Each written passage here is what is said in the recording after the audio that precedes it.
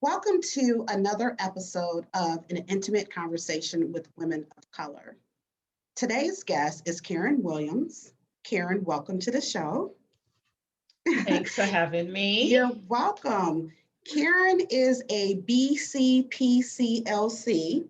a founder and lead coach at COACH4LIFE, LLC in Las Vegas. She is a coach with the skills and passion for helping clients make meaningful advances in their lives, relationships, careers, and happiness. Karen is a certified Christian life coach who lives and practices in Las Vegas. Karen, tell us more about you. Wow. First, it is so exciting to be here. Thank you for having me. Oh my God, what an opportunity. About me. Gosh, it's always weird talking about yourself, isn't it? Right. But I am a life coach, as you mentioned. In addition to that, I am a wife, a mom, and I've been married for almost 30 years next Oh, wow. year. Yeah, I know. That's what I said. Super. Oh my God, I love it. Yeah. So almost 30 years down. And together we have 4 boys. Well, they're adult men now. So we are empty nesters, which is kind of cool. Um, I'm also an Air Force veteran. So I've spent some time in the military right after high school. I'm also a Jamaican immigrant. I migrated here with my mom in 1984. We went to Mount Vernon, New York. That's kind of home for me, actually. So yeah, immigrant. Like I said, I am a life coach, so that's what I do now. When I'm not coaching, I am a flight attendant, believe it or Okay. not. Yeah, so that's kind of my day job. That's my bread and butter. I'm also an author. I am a teacher, a speaker, a mentor, friend. I am, yeah, that's kind of about it. I'm sure I remember more later on. Right. No, that's a lot and it's amazing. And you know what? So listening to you and then also when I was reading through your bio, I'm like, we have so many similarities. And so I'll go ahead and Nice. share some of them. First of all, Mhm. Karen is one of my IG, Instagram champions, supporters. She is always sharing the episodes, creating a story for them. And I so appreciate her. I shouted her out like a week or two ago, but we met on, Yeah. on social media. So I don't know if it was Instagram or if it was in a podcast group, but that's basically how we were connected months ago. And we've Right. stayed connected that way. As I said, and she said, she lives in Las Vegas, and I lived in Vegas for 4 years, and we actually were at the opposite end. So it's, and I forget, is the expressway to 85 that goes back and forth to Summerlin or 285? What is uh, an expressway? it's the 215. The 215, right? I'm totally off. 215. And I found that. Yeah. I'm like, I don't think that's it because those are the expressways in Atlanta. Yeah, it's the Yeah, the 215. 215. So we were at opposite ends of the 215. Right, right. And I actually was a certified Christian life coach as well. So I got certified years ago, never really Hmm. practiced it, but it just fits into, what I do and what I'm passionate about. And Right. I worked at United Airlines at one point. Oh, wow. I remember applying for a job at United Airlines. I was like, they don't pay enough. I gotta go. Yes, yes. Wow. So I was in a Nice. reservation center years ago, but yeah, so the Okay. similarities and that's awesome. I love that. That's so cool. Right? Yeah. So Yeah. Karen, Yeah. the question is, Mhm. the big question is, why is it important for Black women to have a platform to use their voices? Because we have stuff to say. Right? you know, we have so much to say. It's that time where I really believe we need to make our voices heard. We've been quiet for way too long. Um, there hadn't always been spaces for us to express ourselves, and there are always times when we tend to to be that quiet person in the room. We sit in the corner, we observe, we listen, or we're busy serving and we taking care of, and nobody really asking our opinion. So I really do think that it is the time. And like I said earlier, yeah, we have a lot to say. We have a lot to bring to the table. We have a lot of ideas, and um, you know, um, we're not always asked. We're not always asked what we think or what our thoughts are about, one topic or the other. So having a space or a platform where our voices are being heard, our opinions count, our ideas matter, we definitely need that. My God, it's 2021. Why are we still talking about creating a space for us to talk? Right. You know? Right. I mean, So yeah. right. And I mean, everything that you said, absolutely. And then when we do speak, you have to deal with that, right? Because, folks like, oh, you're talking like somebody saying Right. something, and so, Right. then you kind of question, like, should I say something? Is it, Yep. all of those different things that come along with that. So Correct. absolutely, we have What stuff to say. Right, and what I can't stand is the constant pulling back and forth where we have stuff to say. They want us to be assertive, and then when you assert yourself, oh wait a minute, we didn't need you to assert yourself that much, Right. So it's like, come on, what do you want from me? So Yeah. the thing is, we go into other people's spaces and insert ourselves there, and we're not always received. We're not always received that well. So I'm always like, listen, if I have to bring, like what's that lady, Shirley, she ran for president back in the day. Oh, Shirley Chisholm. Shirley Chisholm, exactly. Yes. Like she said, listen, if they don't have a seat for you there, bring your own chair. Yeah. Oh, So yes. if I have to build my own soapbox and stand on it and say what I have to say, yeah, you're gonna hear me. So yeah, it's important. No, definitely, absolutely. Like, bring your chair, and and sometimes you have to build your chair, right? Build your own table. That part. And that's what a lot of That us are part. starting to do now. Anyway, we're Mm-hmm. starting to build our own, right? Yeah, yeah, Because we're yeah. not trying to have to figure out, well, is it okay for me to speak now? Mm-hmm. Oh, Right. like, is it Right. okay? Like, provide me with a checklist when it's okay Mm-hmm. for me to Mm-hmm. ask something or say something on, so Exactly. absolutely. So other than as a Exactly. counselor and coach and friend and all the things that you mentioned, how were you using your voice for Black women? All right. So shortly after I started the practice here in Vegas, I linked up with a group of female entrepreneurs, and it's amazing because that I didn't even see that coming. But so I linked up with this group of women. It's called How She Does It Network, led by Dr. Ebony Bell from Minnesota.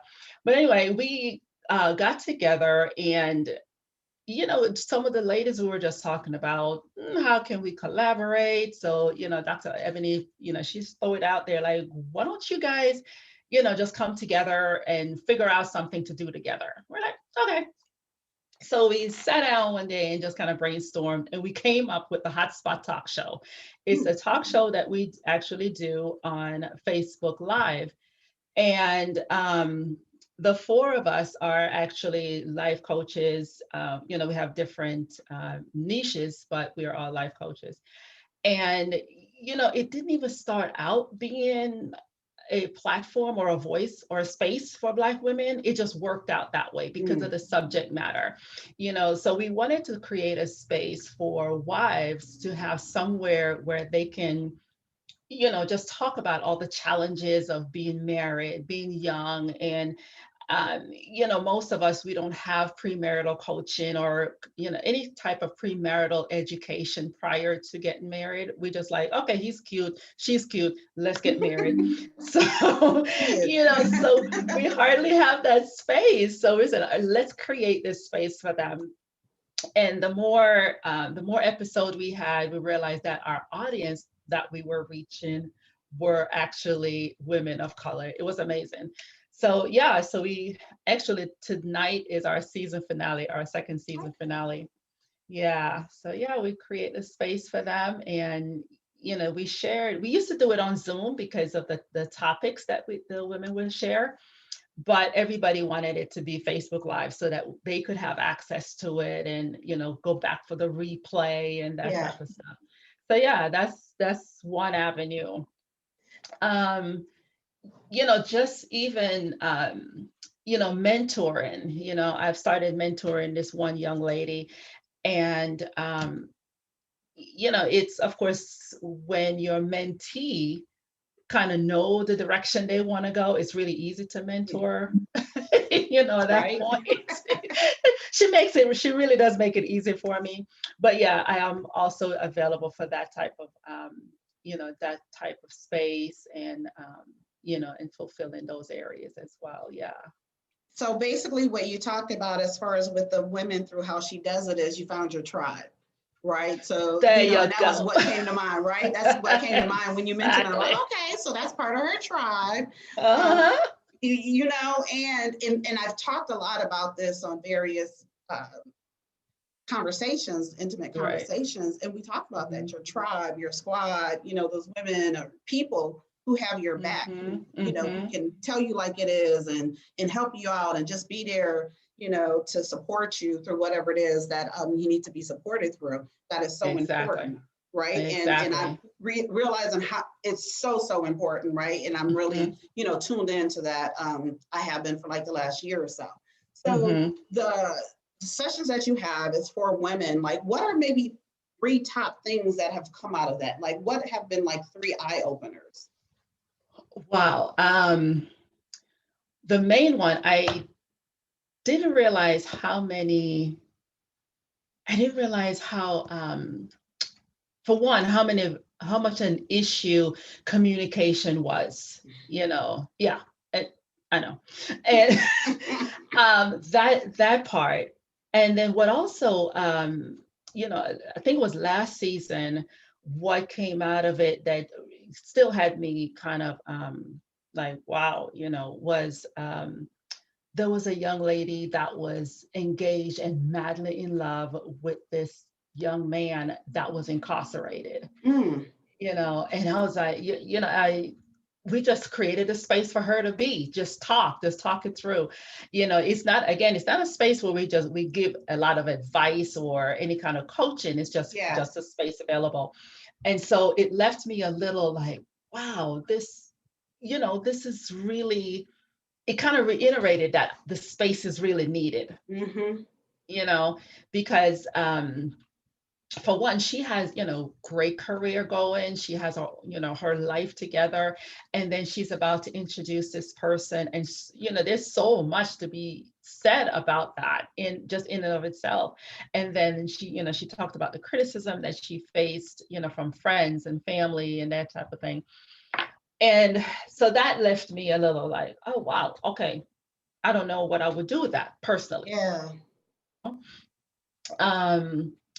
And another area was one of my co-hosts is her focus is millennial wives, and that was that had been something that I didn't even know there was a market for, until I thought about it. I figure, you're married, Yeah.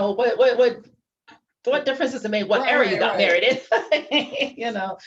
But yeah, her focus is millennial wives. And then just to hear, these young people, some of them will come on and say, yeah, I plan on getting married, and I really don't know what direction to go. How do I even navigate that? I just know I like this guy and he likes me, and this is the direction we need to go. But her focus is millennials, and they have a whole nother set of needs and concerns that my typical clients in their 30s and 40s don't have. So yeah, it was again an eye-opening for me to see, Right. to witness Wow. that. Yeah. No, that's Oh yeah. interesting, right? Because you didn't think about like you're married and there's that, right? And married people have Yeah. these types of things across the board, but then you have this whole different generation, like, oh no, they have Exactly. a whole different, yeah. Yeah. Oh yeah. Oh yeah. That was wild. But the key of what you said is creating spaces for people to be, right? That's the whole point, is Exactly. creating that space to have those conversations. And it's not about the coaching. It's just about, sometimes we need people to talk with. And so Exactly. that's what you've, the space that you've created. Exactly. So, Exactly. as a certified Christian life coach and church counselor, I'm sure you come across women, and even in this show, how she does it, I'm sure Right. you're coming across women who don't recognize the power of their voice. And so for me, when I talk about your voice, it could be speaking, it could be Mhm. writing, drawing, dancing, anything, any way of expressing yourself. So what do you tell those women who haven't recognized the power of their voice? For starters,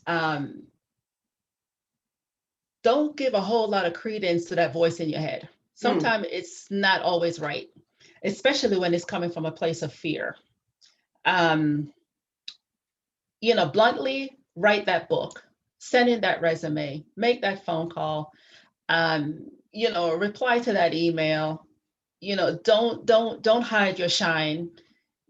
Just girl, just go be. just Right? just go do it. Just do it. And the thing is because I've had those conversations with myself when I was gonna I just recently published a guided journal. It's available on Amazon. And oh my gosh, I taught myself in and out of that thing so many times. First of all, nobody wants to journal. Nobody cares what you have to say. Who are you to tell these people what to do? And, I said, I'm going to publish this journal. And even if it's my husband that buys it, even if my kids are the only ones that buy it, it's getting published. Right. Okay. Yeah. And so for every woman, I would say, send in that resume, say the things that your great grandmother would have gotten arrested for saying, say those things, speak out, stand on that platform, run for that office. And, one of the many things that I remember about my mom when she came here, see, for, for those of you that don't know, Jamaicans, we're pretty vocal. You don't have to tell us to speak. We know when and we know how. But when my mom first came here, so a lot of people don't know, but when you migrate to this country, a lot of times the jobs that you get are the jobs that most Americans don't want. So for her, migrating here in the late 70s, early 80s, she was cleaning houses. So her boss I'll never forget him. He was a Wall Street attorney. He was a Wall Street corporate attorney. And I remember her two things. He wanted her to wear a uniform to work. She said, I clean house, I'm not a maid. I'm not wearing a uniform. Okay, mind you, my mom don't even have a green card. And she's telling her boss, she's not wearing a uniform. Okay. Secondly, he yelled at her one day about something and she yelled right back. And I'm like, Mom, mind you, at the time, I'm just a young teenager. So I'm just watching how this is going to really play out. Right. But what it reminds me of, thinking back on it, what it does bring to mind is, not let anybody squish your voice or squash your voice. You don't have to put up with the things that that a lot of us put up with.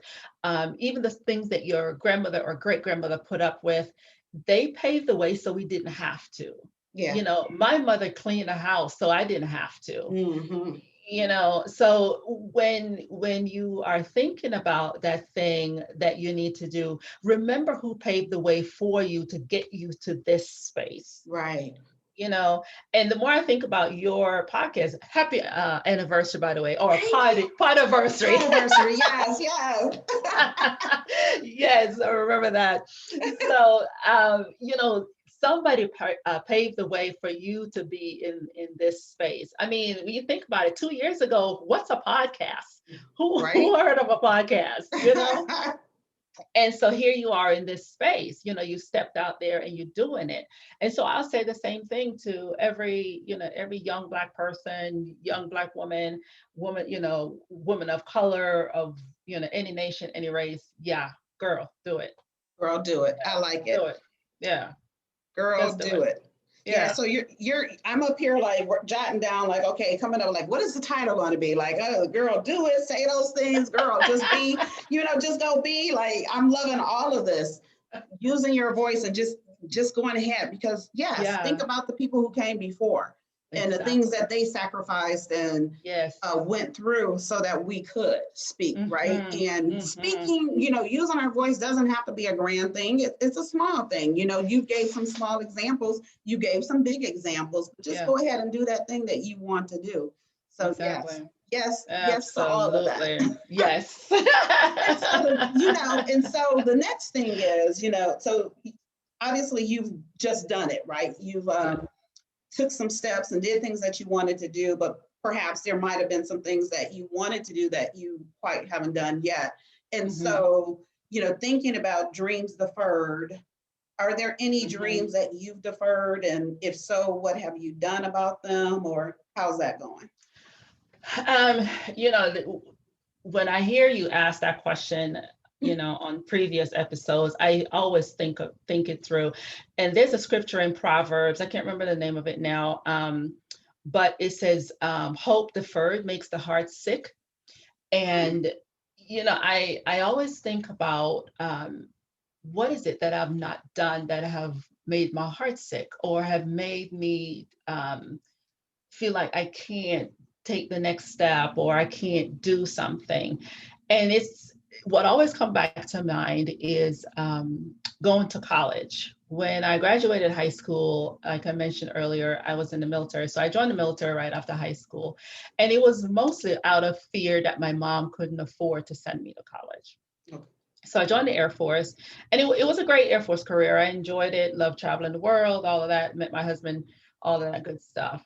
But I've always felt and it's funny, I was sharing that with my husband a couple months back, but I've always felt small in rooms with women or anybody else that have college degrees. And especially if you show up with a advanced degree, I'm like, okay, it's time for me to leave the room, because I couldn't possibly have anything to say to that person. And it was a dream deferred at first, and then I thought, what, if the only reason I wanted this college degree is to feel like I'm somebody when I look in the mirror or when I walk in the room, what, I don't need it for that reason. And so as I start stepping out and doing the things that I truly believe God has called me to, anointed me to, gifted me to do, that has not been an issue for me anymore. Will I get a degree maybe in a distant future? Maybe. It's on the back burner. It's somewhere there. Maybe, I don't know. It's not holding up my identity anymore. You know what I mean? Yeah. So that has been, I've gone back and forth with that over the years, but now it's like, especially when you think about college debt, I'm like, Lord help. Right. But yeah, that would be my qualifier for that spot. Yeah. And that's an important qualifier, because just because we dream something doesn't mean that it's a dream that we actually have to go through. Right. We don't always have to fulfill those dreams. So, when I ask the question, I'm always interested in the answers, because it's a spectrum of answers.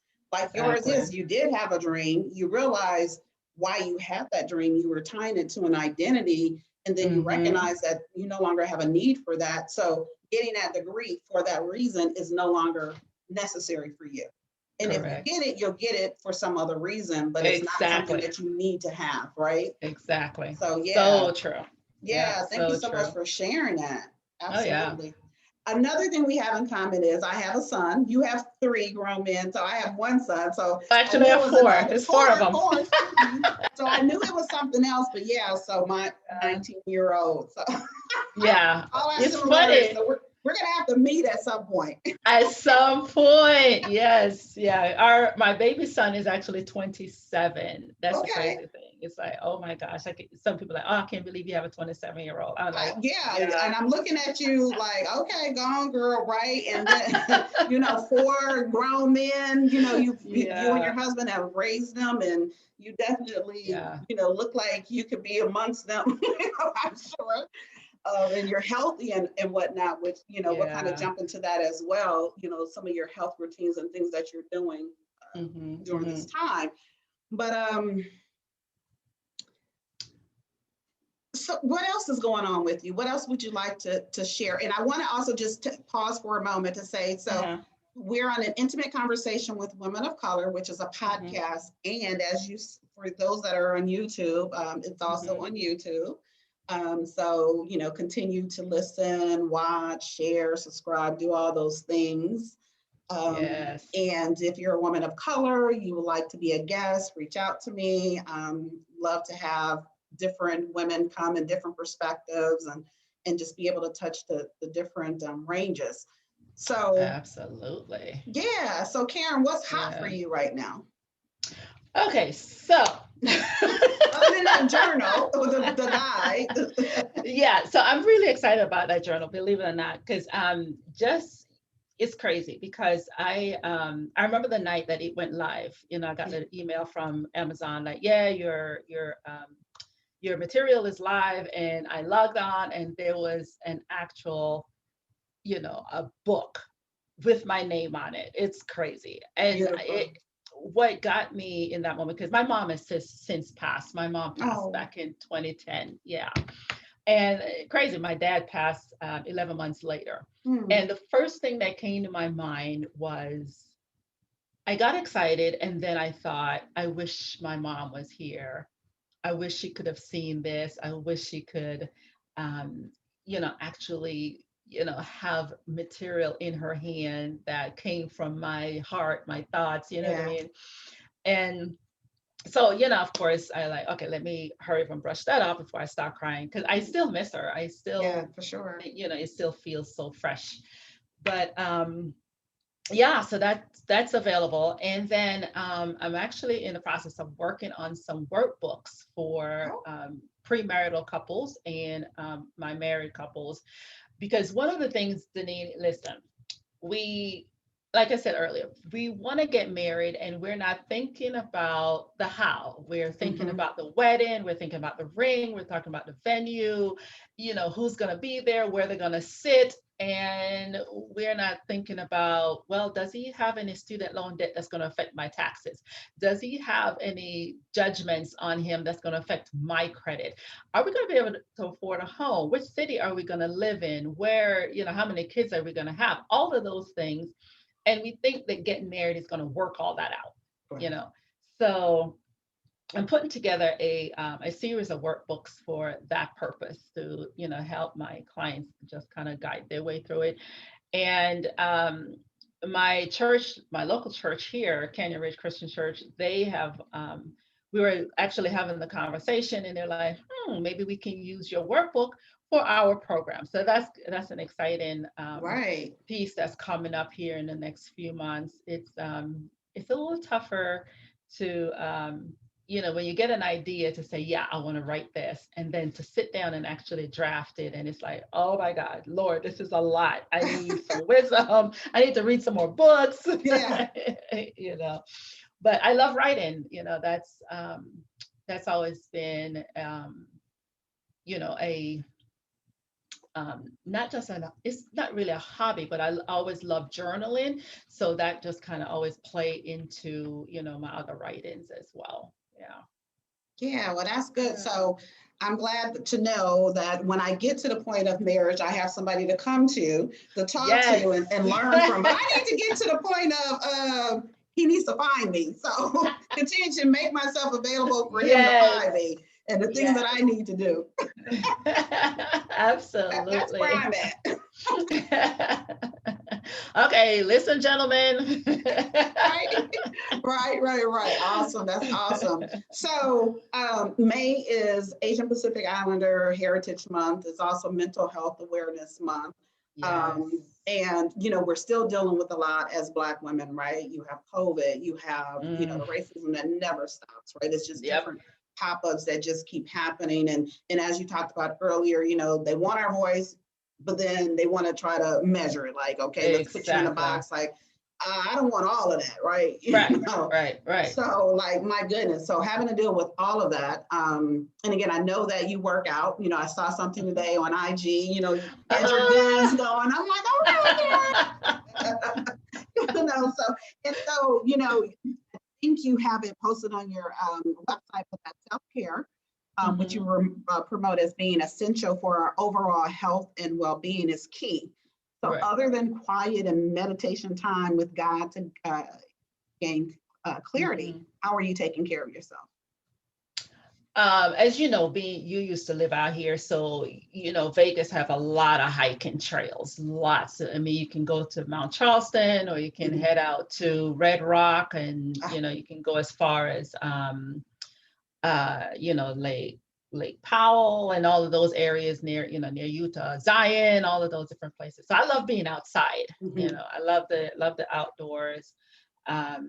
And so one of the main things for me is I don't do it often enough. I don't find enough time to do it, but I love hiking. I love going out there, especially around my girlfriend Yanni she'll drag me out at like 6 a.m. and I'm kicking and screaming the whole time. And then you get there and it's the stillness and the sun's just coming up and, all that. So I do love the hiking. My gym time is important to me. Okay, super important. Listen, I'm 54. I need to be able to keep all of this intact. Stuff be trying to go south. But I love my gym time. Of course, COVID kind of affected how much gym time we could have. But I have weights at home, so I do that. Like I mentioned earlier, journaling, just getting my thoughts out of my head, out on paper, and doing that brain dump. So that definitely helps. But what's I would say is the most important thing for me, Deneen, is setting boundaries. I set boundaries and I uphold those boundaries. I let my no be no and my yes be yes. I give you a no without an explanation. I don't owe you one. I was recently telling somebody, I said, listen, I'm going to need you to respect my no, because we are here telling especially young people that, listen, when this guy asks you to do something and you say no, then no means no. And yet, as most of us, we say no, but yet we listen for an explanation to come afterwards. No, I don't have to explain my no. It's no. Yeah, no. We don't. Yeah. Are you coming to the party? No. And that's it. That awkward silence afterwards. Right. And keep it moving, right? Oh my God, that is so hard. That is so hard. Like to hear it moving. Yeah. Oh, it's definitely hard to hear because what no is a complete sentence. No. It sure is. With a period. It sure is. And there it is. And there it is. There it is. So as we begin to wrap, we talked about a lot of things, some good stuff. I will share your bio and your ways to contact you. And on your website, do you have your book, the ways to purchase your journals and whatnot? Is it on your website? It's actually on my IG. There's a link, a link tree there. So the link is in my IG bio, and you can go from there to Amazon. Perfect. So we'll make sure to share all of that. But what would you like to leave our audience with? Because again, we have people who are watching as well as listening. I know. This is also weird. So much. I would reiterate some of the things we talked about. Whatever that idea is, whatever that project is, get to it, start doing it, start making plans for it. And some of us will say, oh, but I don't have the money. Well, whatever it is that you can do that. Do the research. Go to the library, check out the books on that topic, seek out the experts in those areas, and just start it. Don't be afraid to step out. A lot of us, including me, just afraid of what people may say, or who wants to hear my voice, who wants to listen to me. Well, you know what? I just gonna build my own platform and I'm just gonna start talking. Yeah. So yeah, build your platform, start talking. Now, you come out the gate, you may not be an expert in the subject matter. Get as much information on it as possible. Don't be afraid to be a student, because I continue to be a student of my craft. I will always be a student of my craft. Um, and hey, there's always somebody out here that knows what you're dealing with, what you're going through. You're not alone, especially this month being mental health awareness. Listen, everything that you're dealing with, somebody has gone through that. There's nothing new under the sun. Nothing. Yeah, and talk to somebody, right? So you're a squad, Yes, and yes, when you need to yes. go and talk to a mental health professional, right? Hmm. Because talk to somebody who's equipped to handle those things that you may need, and it's okay. It's truly okay, and Exactly. it's It actually really it is. takes strength to go I and seek, right? agree. I agree. I always tell my clients, I said, first of all, I want to acknowledge your Yeah, courage for reaching out. Because it takes courage to pick up the phone and say, hey, I need help. That whether yes. you word it that way or not, you're asking for help. Yeah. Absolutely. And you need it. Yeah, you absolutely need it. So I appreciate you. And True. so Karen and True. I will continue our conversation. We'll have a looser conversation on Saturday. So ICW Live on IG. We Okay. will pick up the conversation then. It will be at noon Eastern. So we both Mhm. actually will be on Pacific time.